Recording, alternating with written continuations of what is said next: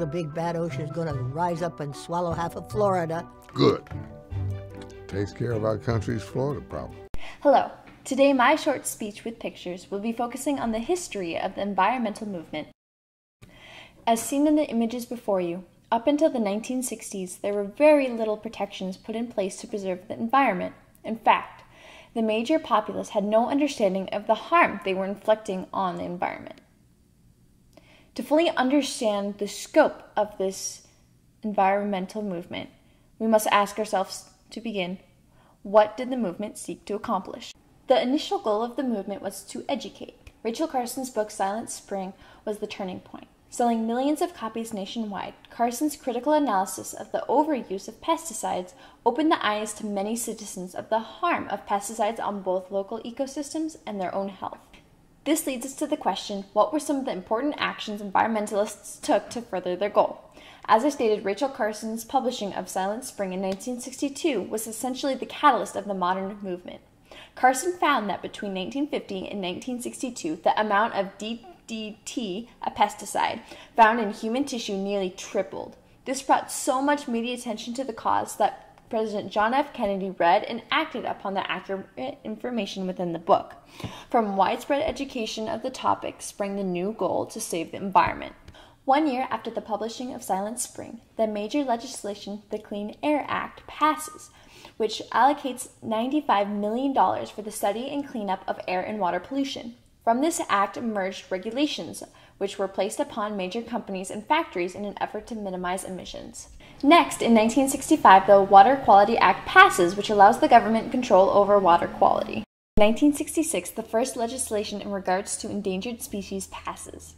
This allowed the Secretary of the Interior to create a list of endangered wildlife and $15 million to protect them. First brought to light in Silent Spring, the American eagle was nearly extinct in the early 1960s. Although they remain on the endangered list today, environmentalists throughout the years have fought and succeeded in preventing the extinction of the American symbol.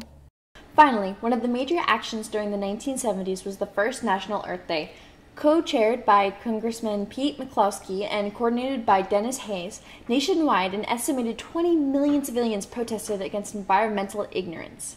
Although in my research, I came across many old grumpy newscasters from both Republican and Democratic news sources preaching that the demonstration was ineffective and the majority of participants were radical youths. Earth Day continues to be a celebrated national holiday, and, according to the American Experience, the first Earth Day remains the largest demonstration ever in American history. As evidenced by the massive crowd during the first Earth Day, there was a major shift in the populace's attitude towards environmentalism.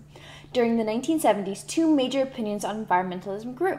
There were those who sympathized with Silent Spring and were concerned over the public health and livelihood of local ecosystems. On the other hand, major companies became politically active against these regulations. As cleaner coal and oil cost more money, the companies were heavily opposed to the Clean Air Act. In fact, the pesticide industry tried to demonize Rachel Carson to dispute Silent Spring, but as botanist Paul Ehrlich stated, Rachel Carson didn't demonize easily. While the movement brought forth several social changes, there were multiple economic gains as well. Due to the emphasis on low emissions, innovators were given a new medium for which to creatively build new low-energy creations. Although the exponential increase in profits seen by fuel-efficient car markets was due to several factors, the environmental movement was one of the major reasons. Before the environmental movement, Americans still drove gas guzzlers, which emitted large amounts of CO2 into the atmosphere. With more and more importance placed on fuel efficiency, cars such as the Tesla, which run on electricity only, are a reality today. Finally, there are still long-term impacts of the environmental movement that continue to affect lives to this day. The red, the white, the blue, the owls? No. But without the Endangered Species Act of 1973, signed by President Richard M. Nixon, American eagles would no longer be soaring high as the symbol of America. Instead, we would be looking for a new mascot. More importantly, in November of 1966, smog covered New York City. Between the 24th and the 30th, there was an increase of 24 smog-related deaths per day. Without the help from the environmental movement, public health would be dire today. Furthermore, without Rachel Carson, Earth Day, and the efforts of many environmentalists, our present environmental situation would be far more dreadful. I care about climate change. I don't have to care either. Me neither. You know why I don't have to care? Because Because I'll be dead, silly. Because I'll be dead. No, you still need to care. Today, the environmental movement has shifted its goals from education to more preventative measures against climate change. Climate change occurs when greenhouse gases blanket the Earth and trap energy in our atmosphere. The greenhouse effect, which is natural, is increasing at an unnatural rate due to the 30 billion tons of CO2 emissions from human activities.